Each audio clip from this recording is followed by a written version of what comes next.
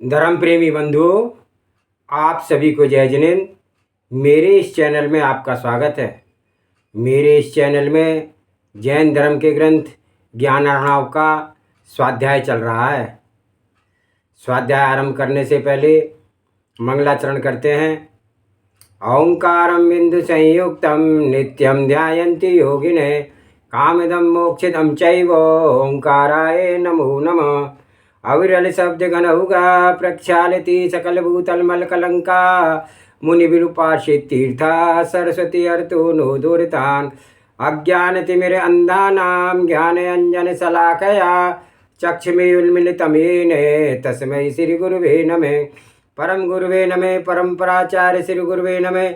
सकल काल विध्वंसकं श्री शाम परिवर्तकं धर्म संबंधकं भव्य जीव मन प्रतिबोधकारकम् इदं शास्त्रम श्री ज्ञानर्णव एतन मूल ग्रंथ कर्तारा श्री सर्वज्ञ देवा तदुत्तर ग्रंथ कर्तारा श्री गणधर देवा प्रति गणधर देवा तेषां वचनासाध्य आचार्य श्री सुखचंद स्वामी विरचितम टीकाकार 105 क्षुल्लक श्री मनोहर वर्णी जी।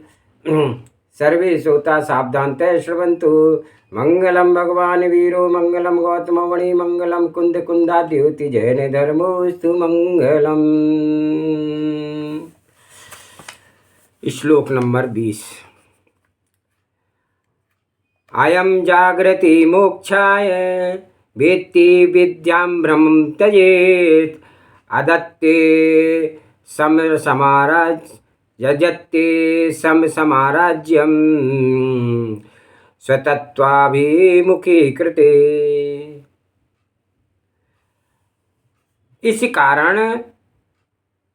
इसका कारण यह है कि आत्मस्वरूप के अभिमुख किया गया यह जीव मोक्ष के लिए जागता रहता है, उसकी ओर निरंतर ध्यान रखता है। वह भ्रम को छोड़ करके विद्याओं को जानता है। विपरीत अभिनिवेश को छोड़ करके सम्यक ज्ञान को प्राप्त कर लेता है तथा शांति रूप साम्राज्य को ग्रहण करता है। श्लोक नंबर 21। नाहि केन्याप्नुपायेन जन्मजातं संभवा विषयेषु महातृष्णा पश्य पुंसा साम्यति। इसके अतिरिक्त देखो, जीव की संसार रूप संताप से जो इंद्रिय विषयों में महती तृष्णा अतिशय आसक्ति उत्पन्न होती है, वह अन्य किसी भी उपाय से शांत नहीं हो सकती है। श्लोक नंबर 22।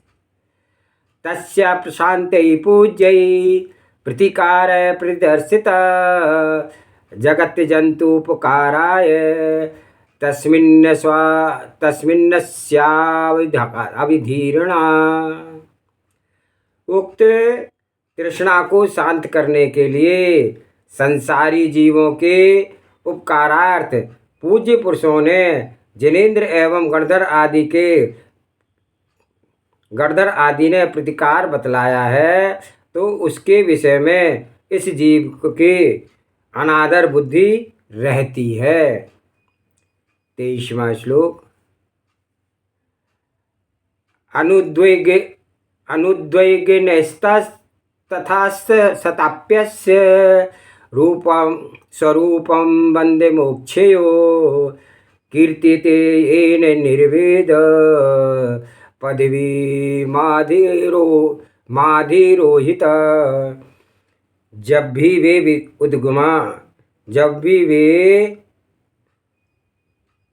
उद्विग्न न हो करके उसे बंध और मोक्ष का स्वरूप को बतलाते हैं,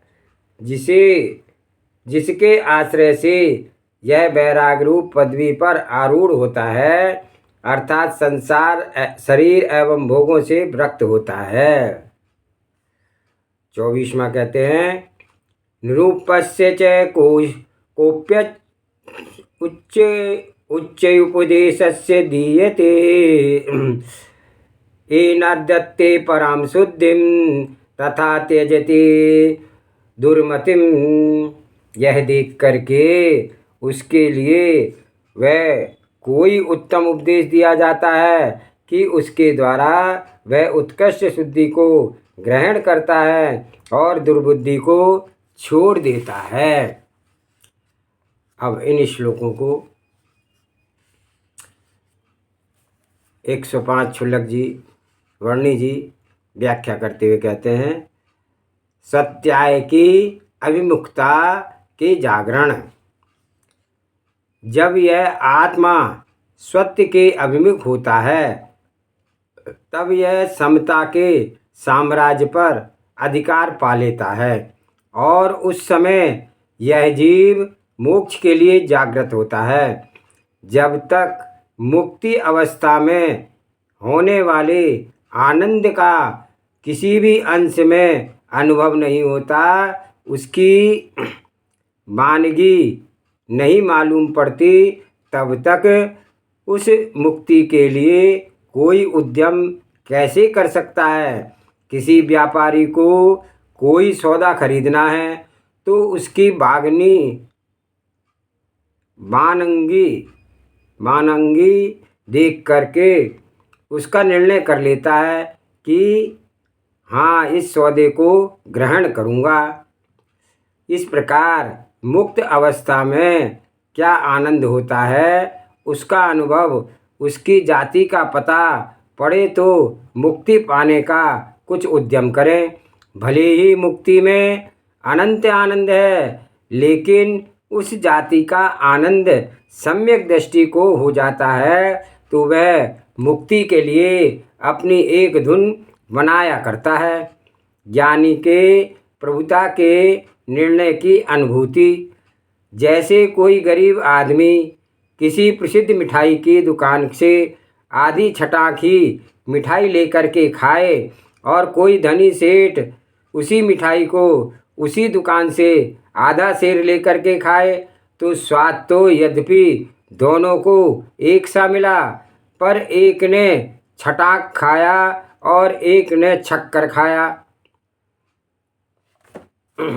यहाँ हम आपको सम्यक दृष्टि जीव हैं, वे मुक्ति जीव की तरह छक्कर आनंद नहीं पा सकते हैं। कारण कि अभी राग द्वेष लगे हुए हैं। फिर भी मुक्ति अवस्था में जिस जाति का आनंद होता है उस जाति के आनंद का अनुभव लिया जा सकता है। जो पुरुष इस सारभूत पदार्थ के अभिमुख होता है वह मोक्ष के लिए जागृत रहता है और वह उस आनंद को प्राप्त करता है, ज्ञान स्वरूप का अनुभव कर लेता है, सारे भ्रमों से मुक्ति हो जाती है और समता रूप वैभव को प्राप्त कर लेता है। स्वभाव और वर्तमान परिस्थिति यह विचार कर रहा है वह सत्पुरुष की आनंद स्वरूप तो आनंद घन है, किंतु हो क्या रहा है कि जन्म से उत्पन्न होने वाले आतंकों से यह जीव विषयों में महान तृष्णा को उत्पन्न कर लेता है और उस तृष्णा की शांति यह किसी भी उपाय से नहीं कर पा रहा है। यहाँ दो बातें मुकाबले की सामने आई। ग्रंथकर्ता के चित्त में यह बात आई कि यह आत्म तत्व के अभिमुख हो और तो सारा मार्ग स्पष्ट हो जाता है, मुक्ति की अभिलाषा जागती है, ज्ञान स्वरूप का अनुभव होता है, भ्रम का वहाँ नाम भी नहीं होता है और समता के साम्राज्य को भी भोगने लगता है। बात तो सही होती है, करना तो जीवों को यह चाहिए, किंतु बात और कुछ चल रही है। जन्म संस्करण से उत्पन्न यह तृष्णा होती है। जीवों का विपरीत उद्यम। भैया, जगत के जीवों में और किस बात का संकट है? सिवाय एक तृष्णा के दूसरी कोई बात संकट की तो हो तो बतलाओ। किसी के संकट की कहानी सुन लो, यही नज़र आएगा कि उसके तृष्णा उत्पन्न हुई है। धन की तृष्णा, ज्ञान की तृष्णा, इज्जत की तृष्णा, अनेक प्रकार की तृष्णाएं उनके ही एकमात्र दुख है। यह दुखी जीवों का किसी उपाय से मिट नहीं पा रहा है। सभी जीव इस ही दुख से पीड़ित होकर के उस दुख से बचने का प्रयत्न कर रहे हैं, पर उसमें और भी विकट फंसते जाते हैं। जैसे मक्खी कप पर बैठ जाए तो ज्यों-ज्यों वह हाथ पैर फड़फड़ा करके उससे निकलने का यत्न करती है, त्यों-त्यों वह और भी उसमें फंसती जाती है। अथवा किसी कीचड़ वाली जगह में फंसा हुआ हाथी अथवा भैंसा ज्यों-ज्यों उसमें से निकलने का उद्यम करता है, त्यों-त्यों वह उसमें विकट फंसता जाता है। इसी प्रकार से ये संसार के प्राणी तृष्णा करके उसमें दुखी होते जाते हैं और त्यों-त्यों ज्यों-ज्यों उस दुख से छूटने का उद्यम करते हैं, त्यों-त्यों वह उसमें फंसते जाते हैं। दुखी की वेदना और भी बढ़ जाती है। मोह का उत्तरोत्तर फंसाव। दुख पर बीती हुई बातों के लिए, खुद पर बीती हुई बातों के लिए अधिक उपदेश की जरूरत नहीं रहती है। ये सब बातें जानते हैं सभी। यह सोच सकेंगे कि अब तो 20 वर्ष पहले, 25 वर्ष पहले मेरी जो स्थिति थी वह अच्छी थी। बुद्धि चलती थी, शरीर में बल था, धर्म में चित्त लगता था, विरक्ति भी थी। जितनी चिंताएं अब सता रही है वे चिंताएं तब ना थी। हमारी तो पहले की स्थिति अच्छी थी। तो बात क्या हुई? अरे ज्यों-ज्यों उस दुख को मिटने का उद्यम किया, त्यों-त्यों और भी उस दुख में फंसते चले गए। दुख और भी बढ़ता चला गया। यह जीव किसी भी उपाय से इस तृष्णा के दुख से शमन नहीं कर पा रहा है। तब उस महातृष्णा की शांति के लिए, जगत के प्राणियों के उपकार के लिए विवेकी पुरुषों ने यह निर्णय किया, सत्य बात का उपदेश दिया। चित्त में बात समाई और उससे जीवों को शांति प्राप्त हुई। ज्ञान पद्धति का प्रभाव।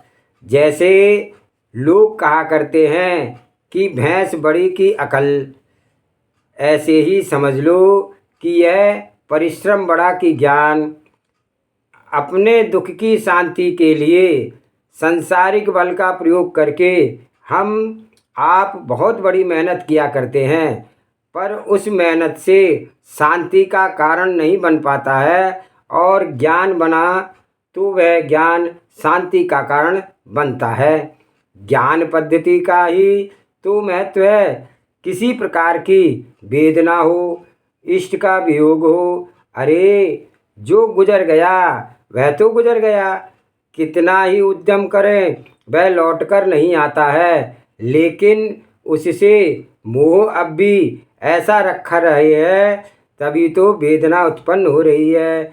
यह बात पूर्ण निर्णय से नहीं समा पाती कि जो गुजर गया वह लौटकर नहीं आता है। जैसे खुली आँखों से ऐसा स्वप्न देखता है कि अमुक उस गली से रोज आया करता है, हमें ऐसा लगता है कि वह अब आने वाला है। चित्त में वैसी वासना बसी है कि कितनी ही मोटी बात का भी पूरा दृढ़ निश्चय नहीं है। यही तो एक अंधकार है। मोह में भव की अनित्यता के अनिर्णय। ये मोही प्राणी जैसा दुनिया को मरते हुए देखता है, वैसा अपने बारे में पूरी तरह से निर्णय नहीं कर पाते हैं कि किसी दिन मुझे भी नियम से मर जाना है। यह कह लिया मुँह से और अंदाज कर लिया, मगर जिसे अनुभव कहते हैं ऐसा होना निश्चित ही है। इतना दृढ़तापूर्वक अपने मरण की बात यह जीव नहीं सोच पाता है। सोच ले तो उसकी चर्या में अंतर आ जाएगा, लेकिन अंतर नहीं आ रहा है। वही का वही मोह, वही सब राग बना है। यही इतना सबूत है कि हमें अपने बारे में अपने मरने तक की भी दृढ़ निश्चय नहीं है। जैसे जब एकदम मरणहार होता है, वहाँ तक विदित हो जाता है कि बस 1-2 घंटे में ही खत्म होने वाले हैं। उस समय ऐसा जिसका दिल बदल जाता है, भीतर की चर्या बदल जाती है, उसी ऐसी भनक होती नहीं इस जीव को। वेदना में अंतर करने वाला ज्ञान यहाँ कहा जा रहा है कि जितने दुख होते हैं उन दुखों की शांति ज्ञान से होती है। जब इष्ट वियोग का दुख होता है तब ज्ञान जगे। प्रत्येक पदार्थ स्वतंत्र है, भिन्न है। जो है वो अपने में अपना अपना परिणमन करता है। उनका परिणमन उनमें है, उनका परिणमन उनसे बाहर किसी अन्य में नहीं है। ऐसा स्वतंत्र का ज्ञान जागे तो उसकी उस वेदना में कमी हो जाएगी। कोई आफत आने लगी, धन लुट गया अथवा कोई नुकसान हो गया तो वह इस साधारण हानि में भी दुखी होता है। और जब उसमें इससे भी कई गुना जमींदारी का नुकसान हुआ, कानून बना दिया और जमींदारी सबकी गई, उस समय कोई दुखी नहीं हुआ, क्योंकि ज्ञान में यह था कि मेरा ही तो नहीं जा रहा है, यह तो सबका जा रहा है। कुछ धैर्य था तो अब उसका भी 10-20 गुना नष्ट हो रहा है। फिर भी एक प्रकार का ऐसा ज्ञान बना कि दुखी नहीं होने देते, और यहाँ थोड़ा सा भी कष्ट हो जाता है तो दुखी होते हैं। तो मुख्य अंतर ज्ञान का ही रहा। उन वेदनाओं से छूटने का मुख्य उपाय ज्ञान है। इसी जाति का ज्ञान बनाएं कि यह दुख दूर हो। इस ओर अधिक यत्न करना चाहिए। पदार्थों से संग्रह विग्रह करने की अपेक्षा इस ओर दृष्टि देनी चाहिए। हितोपद्यम। ये जगत के प्राणी इस तृष्णा की वेदना को किसी अन्य उपाय से शांत नहीं कर पाते हैं।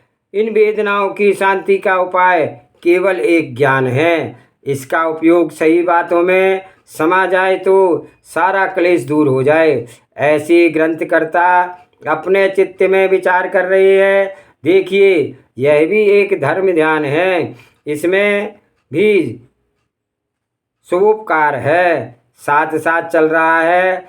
इस रचयिता की भावना में इसका विरोध नहीं है कि मैं अपना कुछ ना करूं, वह अपना कर रहा है। जगत के प्राणियों के हित की भावना करने में यह अपना भी काम कर रहा है। विषय कषायों के आक्रमण से बचा हुआ है और शुद्ध तत्व की दृष्टि की पात्रता में भी बन रही है। इन आचार्यों ने यही एक प्रतिकार समझा तो पूज्य पुरुष तो प्रतिकार करते हैं, और ये मोही प्राणी उस प्रतिकार को भी अवज्ञा करते हैं। ऋषि संतों का उपकार व हमारा प्रमाद। देखिए, ग्रंथ में क्या क्या रत्न भरे पड़े हैं। कोई एक मर्म विदित हो तो उसकी इतनी प्रसन्नता होती है कि मानो कुछ पा लिया है। किसी भी तत्व के संबंध में गूढ़ मर्म की यही बात विदित होने की प्रसन्नता हुआ करती है, और उसमें बहुत बहुत विस्मृत मर्म विदित हुआ करता है। कितनी तपस्या के बाद, कितने अनुभव के बाद आचार्य देव ने हम पर अपार करुणा करके इस ग्रंथ की रचना की, और हम आप ऐसे प्रमादी बने हैं कि ग्रंथ के मर्म को जानने के लिए इच्छा भी ना करें, यत्न भी ना करें, और उस ज्ञान के लिए प्रयत्न करना, सो तो है अपने हित की बात, और इस ओर दृष्टि ना दे करके बाहरी पदार्थों में, कार्यों में चित्त लगाना, यह तो कोई विवेकपूर्ण बात नहीं है। अब अपना अपना हिसाब लगा लें कि आप अपने तन मन धन वचन सभी का उपयोग कितना तो अपने हित के लिए करते हैं और कितना खाने पीने में, यश लूटने में, परिजनों को खुश रखने में लगाते हैं। इसका आप खुद अंदाज कर लो और ज्ञान की बात सीखें, समझें। इसके लिए कितना व्यय करते हैं आप खुद सोच लो। जबकि सभी का मुख्य काम यह है कि जो मोक्ष का मार्ग है, जो शांति के लिए काम देगा, उसकी ओर आपके तन मन वचन धन का पूर्ण सदुपयोग होना चाहिए। ऋषि संतों की हितैषिता। ध्यान तो दीजिए, ये जगत के प्राणी आचार्य देव की इस कृपा को भी अनादर करते हैं। यह है जगत के जंतुओं की स्थिति। फिर भी उद्वेग रहित पूज्य पुरुषों ने इन प्राणियों के लिए मोक्ष के संबंध में उपदेश दिया। जैसे माँ रोगी बच्चे को दवा पिलाना चाहती है, वह बार बार हाथ से मुंह दबा लेता है, इसी अथवा माँ का हाथ पकड़ ढकेल देता है, अथवा उलट पुलट कर देता है, पेट की जगह सिर कर लेता है। अब वह माँ कैसे दवा पिलाए? कभी कभी वह माँ उसके 2-4 हाथ मार भी देती है, लेकिन माँ फिर भी उस बच्चे को दवा पिलाती ही है।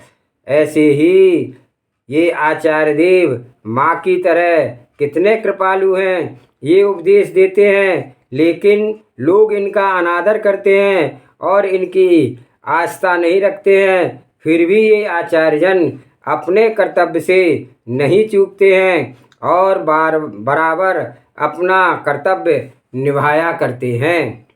भूल से कुपथ पर दौड़।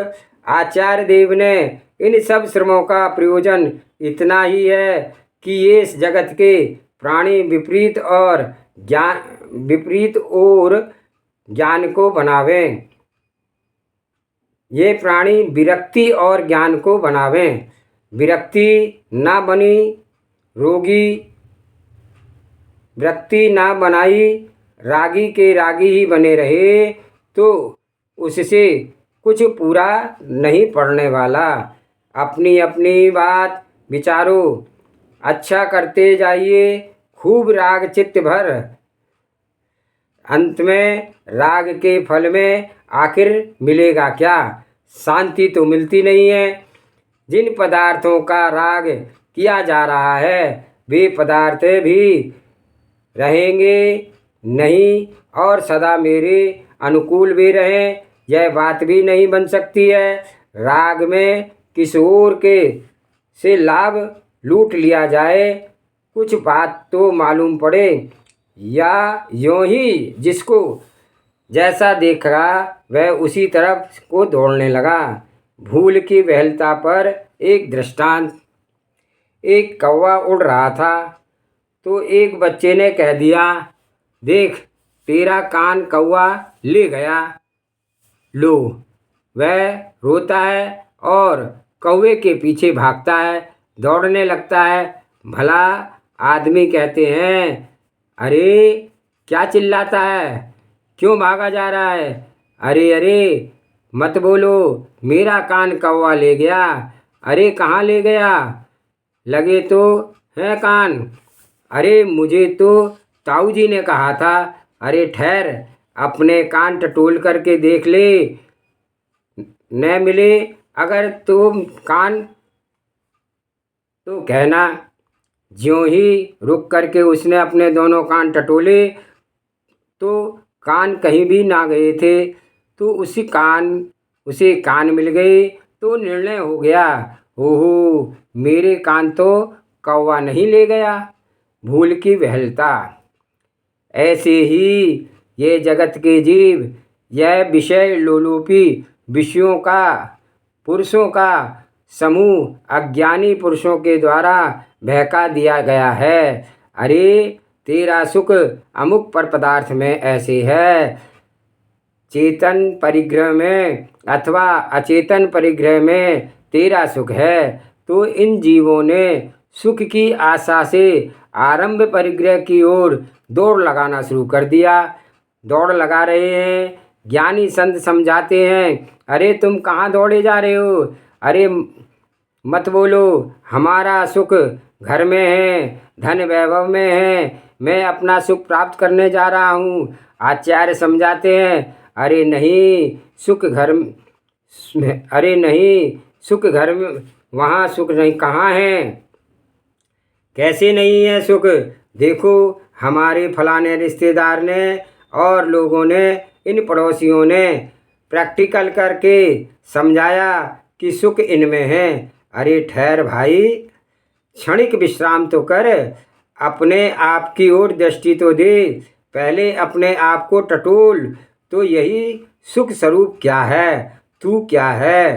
तू कितना है? कितना आया है? कितना जाएगा? इस निज सुख स्वरूप को तो देखो। तेरा स्वरूप किन चीज़ों से बना हुआ है? तेरा लक्षण क्या है? कुछ इस ओर दृष्टि तो दो। कुछ तेरा झुकाव अपने शांत स्वरूप की ओर हो तो तुझे अपने शांत स्वरूप का पता पड़ेगा। अहो, मैं सारे जगत से न्यारा केवल निज स्वरूप मात्र हूँ। मैं एक चैतन्य स्वरूप हूँ। मैं आनंद और ज्ञान से भरपूर हूँ। ध्यान में आया। अब व्यर्थ ही जगत के प्राणी आचार्यों की वाणी को अवहेलना करते हैं। यदि वे श्रद्धा कर लें और यथाशक्ति गुणों पर अमल कर लें तो उन्हें संतोष और शांति मिलेगी। भूल की वेदना का दयनीयता। यह विचार ग्रंथ रचयिता के चित्त में उठा था और उसी कारण अंत में कुछ सुगम उपदेश विचार कर हमें इन जगत के प्राणियों को देना चाहिए, ऐसा भाव किया। तो कोई अपनी ही भूल से दुखी हो रहा है तो अपने प्रति कितनी दया लोगों में आती है। कुछ लगाना नहीं है, कुछ पराधीनता नहीं है, केवल एक दृष्टि विचार बनाने पर भर ही ज़रूरत है कि सारे दुख दूर हो जाएंगे।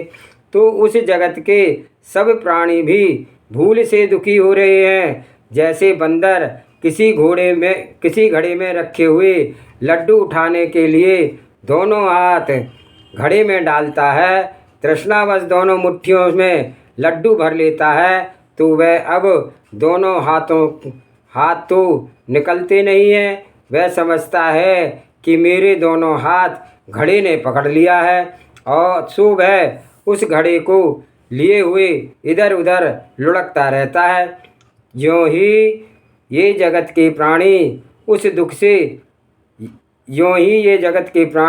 इस दुख से निकलना चाहते हैं, पर तृष्णा के साथ लगी है। सो इस ओर ख्याल नहीं आता कि इस दुख से छूटने का ढंग यह है और हमें ऐसा करना चाहिए। संतों के उपदेश लाभ उठाने की अनुरोध। अहो, तृष्णा के कारण मोही प्राणी दुखी भी बहुत बहुत भोग रहे हैं, पर यह ख्याल नहीं आता है कि अपने आप ही अपने विचारों में विषयक बना करके परोपयोगी बनाकर अपने आप को दुखी कर रहा हूँ। संत पुरुष ऐसे भूले भटके हुए प्राणियों को केवल एक सच्चा ज्ञान दिखाने के लिए उपदेश का उद्यम करते हैं। सतपुरुष इस प्रकार विचार कर जीवों के संसारी संबंधी दुख को दूर करने के लिए ऐसा उपदेश देते हैं, अर्थात शास्त्रों की रचना करते हैं। हमारा कर्तव्य है कि जो निधि बड़ी तपस्या के बाद, बड़े अनुभव के बाद आचार्यों ने ग्रंथ में दी है, उसकी अधिक से अधिक जानकारी करें और उस उपाय से हम अपने को संसार संकटों से सदा के लिए छुड़ाने का पुरुषार्थ कर लें। आज का स्वाध्याय यही समाप्त करते हैं। जावानी के ज्ञान से सूझे लोकालोक, सो वाणी मस्तक नमु सदा देत हूँ दोग। हे जिनवाणी भारती तोहे जपो दिन रैन, जो तेरी शरण आ गए सो पावे सुख चैन। देव भजो अरिहंत को गुरु सेवा निर्गंथ, दया धर्म पालो सदा यही मोक्ष का पंथ। 9 बार नमोकार मंत्र।